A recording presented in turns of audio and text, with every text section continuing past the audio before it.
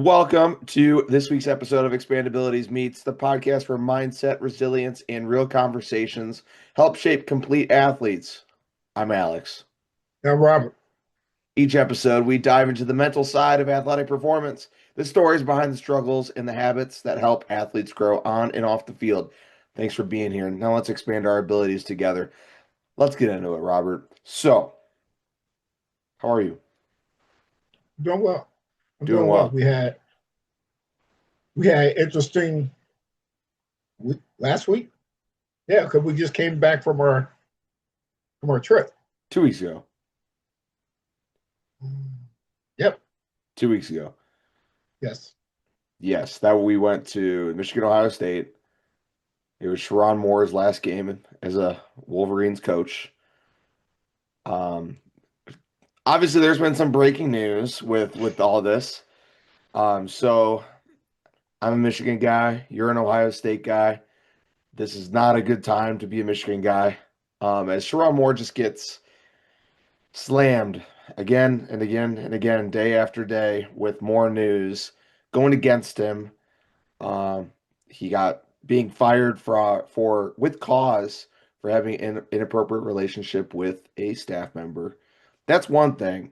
But then you add the other part to it where it's like, hey, his life is ruined according to him, so he is just going to go to someone's house and bring a knife and threaten to kill himself With a butter knife. with well, he had two butter knives, which isn't like I don't know what. Okay, that's all right, but We went to spread the love. yeah, and so he just wanted to make this girl feel bad, I guess. I don't know. But I feel like we should wait to talk about this until our next episode. What are your thoughts? I agree 100% because we have nothing, shade against Sharon Moore. He's going through some challenges right now. He absolutely However, is. And I honestly, however, man, I feel for his family. I feel for his family. definitely, definitely. But we have another topic we want to touch on. We do. And so this one comes to story time first. Here we go. So, last weekend we had a wrestling meet. By the way, I think it's hilarious. My wrestling season's almost over. Pretty much it is over, and yours is just starting. Yeah. It's Thank awesome. you for It's thanks awesome. for the reminder. You still have like 3 months. Uh, so we had a tournament last weekend, right? And it was going all right. You know, the organization was kind of it was kind of iffy. Wasn't the greatest. You know, we were flying all through all these different weights. We were flying through all these different weights. Like we did 120, and then we did 150, and then we did 275, and then we went 115. Like it was just I didn't like that part, but that's another story for another time. So back to topic. The ADHD brain people. Here we go. So we were watching this match, right? So I had no wrestlers wrestling at this time, and we were watching this match between two schools, and it was individual tournament. So lately we've been doing a lot of duels, but this was our first individual tournament before our conference meet. So it was a great experience for our athletes, great time for them to get on the mat and get some competition in the individual setting before we move on to, our conference tournament, which was today. So we're watching this match between these two guys, right? And I want to say it was about maybe 125, 130 maybe. Um, and one of them they go out of bounds. Ref calls it. He hits his head. So picture like the headgear. Obviously, he hits the side of his headgear on the hardwood floor off the mat in the gym, right? And so once he did that, my assistant coach and I, we go over and we're like, "Are you okay?" Because he's kind of struggling to get up, and his eyes just look kind of loopy, and it's like it didn't look right. The coach and the ref had him let him continue, and That's we'll crazy. we'll talk about that. We'll talk about that. But the coach and the ref let him continue, finished the match, did pretty well. I'm not sure if he really. I don't know if he won. I can't recall. But as he was walking off the mat, he collapsed straight to the mat. He was not off the mat yet. It was right at the edge of the mat by the scores table, and he just blacked out. And when I said blacked out, like he was unconscious. He began seizing, and he was having a seizure And I ran over and I'm like, what's going on? Like I've experienced working with a lot of people who have had different types of seizure disorders, epilepsy and such. And so I'm like, okay, I can try to help. Typically in this situation, you see people, get scared, especially kids, right? You can see people just get freaked out, like, what's going on? What's going on? We need to figure out what's going on. And the biggest thing is just remaining calm, right? So I go over, some other people go over, and we're making sure he's on his side because when he was on his back, he couldn't breathe, right? He couldn't breathe when he was on his back. We couldn't put him on his stomach for obvious reasons. Um, so we kept him on his side, even though his body was trying to go forward, right? So we had to kind of physically hold him in that position for a while. It was interesting. You don't really think of a situation as serious until you're in it. So he was seizing for 25 minutes. 25-minute seizure. It seemed at times he was appearing to talk, but he couldn't. Um, and I mean, I timed it. The bad part is, what I didn't like is they waited until about 8 minutes in to call 911. They called the parent first, and I think that that's a problem. I don't like that at all because typically they should have, especially since he had no history of it, they should have called right away. And so fast forward, he got transferred to a big trauma clinic at a hospital in Chicago. And I'm not in Chicago specifically, obviously, but he had to go to an outside clinic uh, with doctors who knew more about what was going on. So fast forward, update, he woke up that night, watched the Big Ten championship. He watched Indiana beat Ohio State. Uh, Yeah, man. By the way, Fernando Mendoza is the 2025 Heisman Trophy winner. If you didn't know, it just got announced. Um, Right. good for him. Good for Indiana and their program. But I heard that he was rooting on for Indiana that night, and he got released about a couple days later from the hospital, and got an update today. He hasn't been at school since. Something seems a little off still, so he's still seeing specialists. But that night, we were told we weren't sure he was going to make it. And it's just like, are you kidding me? Yeah. Like we were just at a wrestling meet. Nothing, I didn't like to maybe the coach who saw it through and through, who was watching his kid wrestle. It's like, oh, just he was wrestling. But the kid could have died. Yes. And the actions that were taken were not good. And the biggest thing I took away from that was there was no medic, no trainer, nothing. And this is a tournament where we had like 7, 8 teams. Yeah. There were a good Yeah. chunk of teams, and we can't just rely on coaches. I mean, yeah, having coaches there are great and all, but we're not medically trained professionals. Yeah, we do CPR and such, and we had to get the AED. We thought he was gonna uh, have Cool. heart issues. Yeah, so it's just like, and you think this was in the middle of the gym, two sides of bleachers, two sides of bleachers, two two mats, and he was in the middle. We didn't move him, obviously. So all these kids were watching. And it's just like I just told him they asked, I said he had a seizure. They don't have to know anything else. So let's we have a lot to unpack. There's a lot there. That's a It's a lot. huge story for sure because Right. it's not normal, right? You don't see it all the time. Yeah. Yeah. Let me so the one of the things that comes to my mind is that where's the trainer? That's the first thing that comes to my mind. Yeah. Where's their trainers there? No, No, that's a if not, that's a huge issue that needs to be corrected for future matches, future competition. it's a liability completely. And the Yes. the response is always it costs too much. Right. It's like, okay, but if a life were to be gone and this were to happen, then having a trainer there would have saved everything. Well, it's still going to be a liability for the school It um, absolutely is. because here's the main thing. And this falls on the ref. Is they should have stopped the match. Kid, head injury, concussion.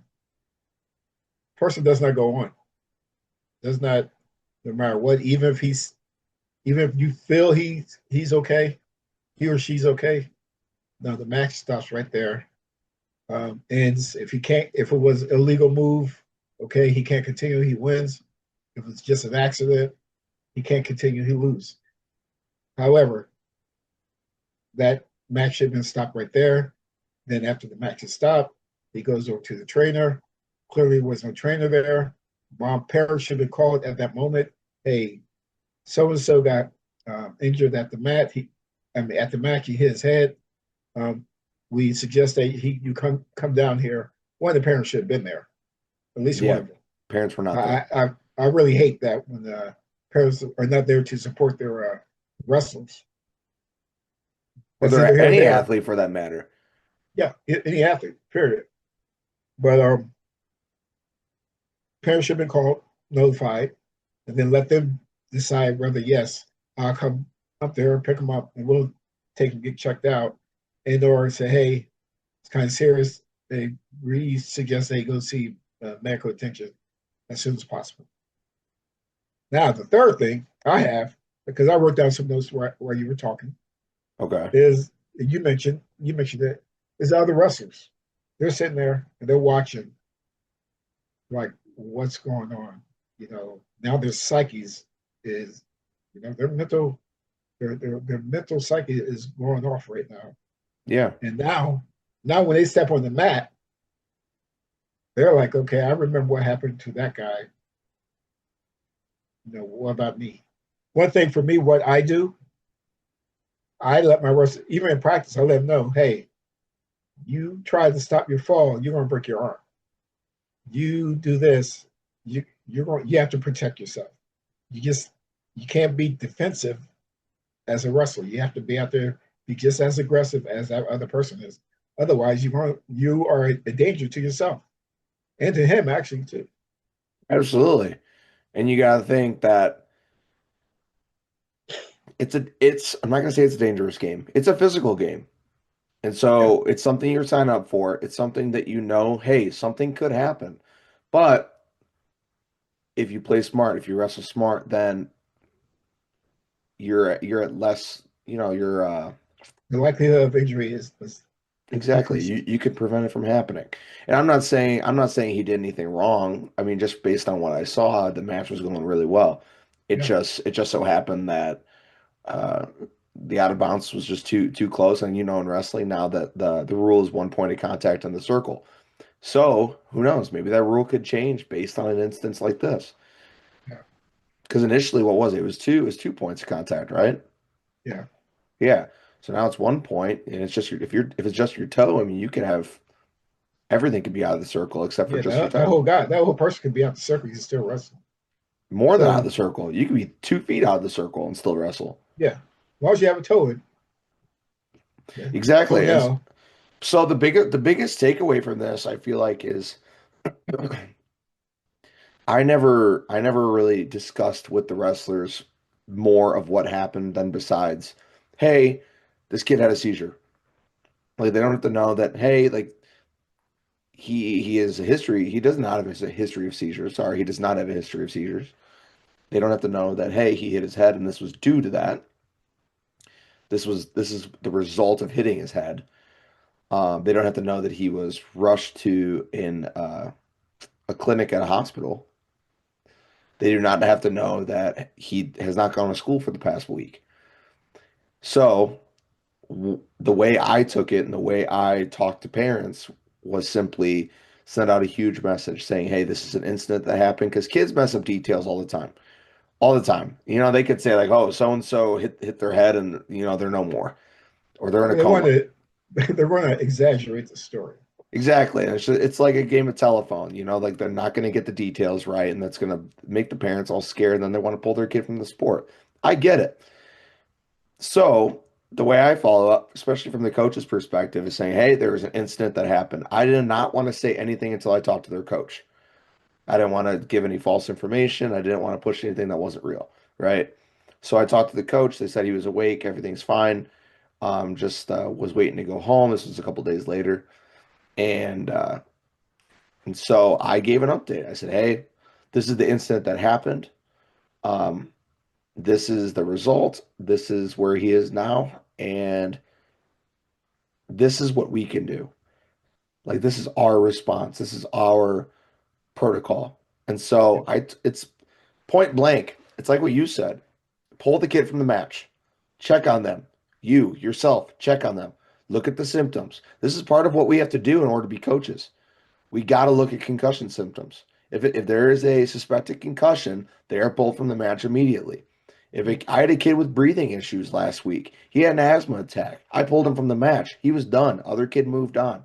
I wasn't messing with that. I want nothing to do with that. Because you got to think when, as coaches, it is our responsibility to take care of these kids. It is our responsibility to keep them safe. And maybe Yep. the parent is there, maybe they're not there, but this is us.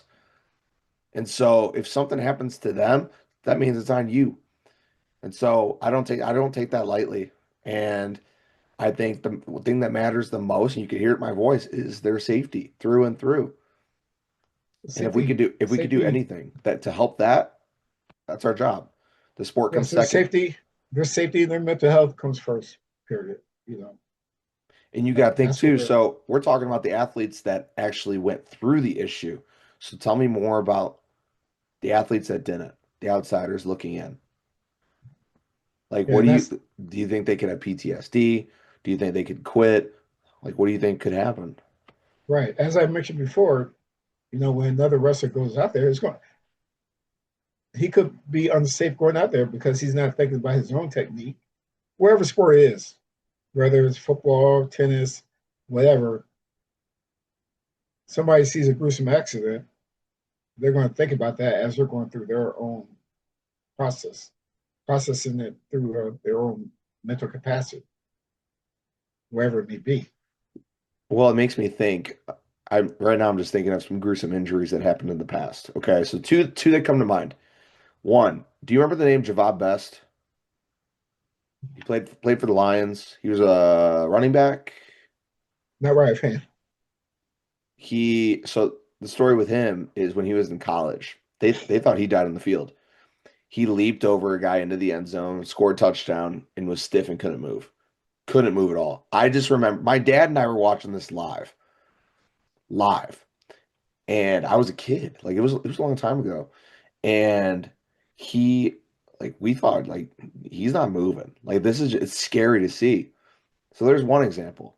Two, Kevin Ware, Louisville, 2013, broke his leg, and the bone literally snapped out and came out of his leg. Yeah, And I just remember the bench's reaction because you could see it in the video. Because he goes down, he tries to block a 3-point shot, he falls on the floor, and his leg is dangling. Like his shin is literally dangling from a bone that's broken. And the bench looked over, and then they put the towel up and look away. So there's two. Number three, more recent, Damar Hamlin.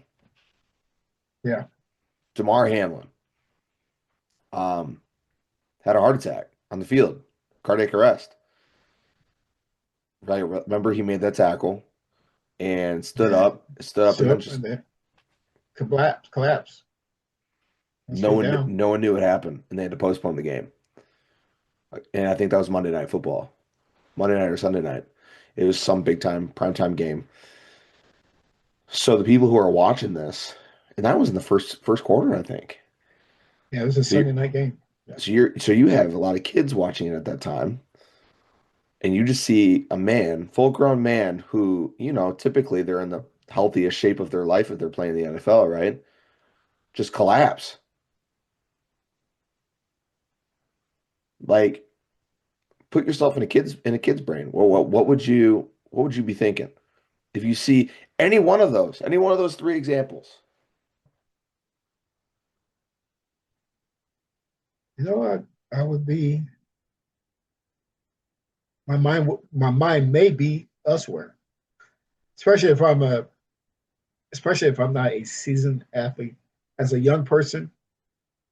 And that's what I mean as a young person, as a junior high wrestler or junior high athlete, period, as a high school athlete, they they continue to think about those things. A kid got hurt for early in the season this year swimming. Or actually, I'll give you a perfect example. Last year, early in the school year, a young lady, Lord bless her soul, she was swimming in PE class. She drowned. She literally drowned in high school where I work at. And for the rest of that year, no one would get in the pool at all. They would not get in the pool. So it messes with a person's mind. It messes with their mental health. Yeah. Man, I didn't know that. So what was the response? What were the what sorry, I'm just processing that. What was the Here, what else was the here's response like? sure. One thing that is kind of disingenuous. Yes, she was a freshman, freshman or sophomore. She was a young girl. She had friends, of course. It affected everyone in the school.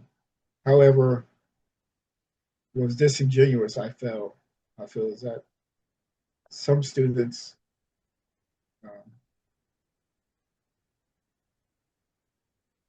didn't take it lightly or took it lightly, which was like it was just disheartening. I mean, They overall, did take it lightly. yeah, they did take it lightly. So they just like it's almost like not a care in the world. Like nothing Correct, happened. correct, correct. But those are the students where you expect it to come from. However, 90% of the school, 95, 98% of the school is very hurt and traumatized by what took place. And they didn't even have to see it. Just hearing that, hey, Just hearing it. one of your peers drowned in this pool last week. I can't imagine the toll that would take on someone. And I know counseling services are always offered when something like that happens, especially in an academic environment. I mean, it could be, hey, one of your peers committed suicide. Yeah, and One of your peers got in a car accident and passed away. One of your peers got shot. one of your What peers got stabbed, murdered. it happens. Yep, But it's really like as the response for the other kids, it has to be, are you going to be empathetic or sympathetic? Because the goal, not necessarily the goal, but you should always try to be empathetic towards those who are going through these issues, who are going it's through these going through challenges. challenges. Yes, Because, like, sure, maybe they didn't have a relationship with this person, but it doesn't mean they could feel something. Because you got to think about the one who is think about that girl's best friend. think about her parents. Think Yeah, about her parents have to go the rest of their lives without a her daughter. siblings. You know, anyone that was close to her, anyone that actually really don't have to be close to her. Could be someone that sat across the hall, across their classroom for one. That's like Now, when but that's like now there's an empty chair. well, that's like when I was in sixth grade. There was a freshman in high school. Came home one day. Tennis practice was canceled, and she got stabbed to death. Someone broke in her house and was stealing stuff. And if tennis practice wasn't canceled, nothing would happen. But it was, and it's just that's how sports are. She went home, and that was it. And her mom came home to her dead daughter. Yeah, And you know what? the town actually all came together. It was a great thing to see everyone show so much love and just I don't know. I mean, obviously I didn't know everyone, but like put differences aside and kind of focus on her And then they made different types of there's a nonprofit organization named after her, and it's a that's a positive thing that came from such a negative experience. Yeah, my one of my high school classmates, we played on the same baseball team, Little League, and through the time I was 14, 15 years old, through our, his dad was our um, all-star coach. But my senior year, when we graduated, right, the night of graduation, he got in a crash and he died. Yeah, Like right there. yeah. I wasn't there, but heard about it the next day. Hey, so and so died. I'm like, what? We Like I was just just talking to graduated. them. Yeah. We just graduated. What are you talking about? Yeah, and that was, they say, hey, don't don't drink and drive, whatever, blah blah blah. You know, this is back in the '80s, of course. Um, it wasn't that, you know, bang the table about drinking and driving. But yeah, man, that affected me for that whole summer. I mean, not every year, but every time graduation comes around, I think about him. I think about, because it things affect people mentally, mental health challenges. And pretty much like that's the basis of this whole episode is like the mental response to trauma in sports because it happens. And I wish it didn't. I wish we could just play a game and nothing happened and we don't need medics. We don't need any type of, professional support in that way. But heck, we're to a point in society and life where we need sports psychologists. We need Yeah, people in that setting. We need pastors. We need medical professionals. We need people on the scene who can actually help us mentally, physically, socially, spiritually in every right. way possible because if something happens, it's hard to come back from. So there's another thing that happened on Thursday. Similar situation. One of my wrestlers, we had our crosstown rivalry, and his mom has a seizure disorder, and she had a seizure in the gym. And the principal of the school who was there supervising saw it, and they were going to call 911. She refused. She did not want it. Can't force her, right? It was a small seizure, nothing long. And her son witnessed the seizure. Her son has not seen her have these seizures. He starts bawling his eyes out, just crying. So I go up there, and I'm like, "Hey, is everything okay?" Like I knew she had seizures before she told me, so I wasn't too, I wasn't in a state of shock because she told me that it's happened and it's something she has, and so I just wanted to check in, make sure everything's okay, and if she needed anything. Uh, she just she didn't need anything, but the biggest thing that I took away was that her son hasn't seen it before, and it just took a mental toll on him that he just lost it. He just bawled his eyes out, and he Yeah. just he didn't Think know about what how to she's feeling think. too. It's hard to explain, man. It's hard to Yeah, explain to a middle schooler, like, hey, this is what this is. This is when I get them. This is how I have them. This is what it looks like. And again, seizures aren't always the same. They can look a lot different. Like I had a client before, my favorite client I ever worked with. I named my second children's book Danny's Big Adventure after him. He had a seizure. He had a seizure, and he ended up dying from it. And so he was prone to it. He's had seizures in the past. He had autism, yeah, but he passed away in 2020 because of it. I know we've talked about it before, but it's something that still weighs on me. It's been yeah, of course. it's been a while, but um, but yeah, it's pretty much the mental response to all these traumatic experiences is you got to find the support. You got to find someone you trust and open up. And Talk about it. Don't be afraid to have these types of conversations. Break it down, figure out there are positives. Positives are you get to learn about it beforehand and it can help you maybe not prevent it always, but it can help you handle the situation better, don't you think? I believe so. I believe so, So, especially if you talk about it. And I mean, when you speak about it, I know that a person shouldn't sugarcoat it. Just no. be Should never sugarcoat straightforward. anything. Take Let it them know, seriously. hey, yep, because it's going to happen. I mean, it could happen. And as coaches, if someone tells us, "Hey, I don't feel good," okay, let's figure out what's going Oh, on. yep, Yeah, because I mean, it could be it could be, "Hey, I have a stomach ache. I feel like I'm about to puke." It's like, okay, let's figure it out. Like, hey, I don't think I could wrestle. I don't think I could play. Like, my response is always, you know your body better than I do, man. You yep, gotta, you gotta tell me how you're feeling, and we'll go from there.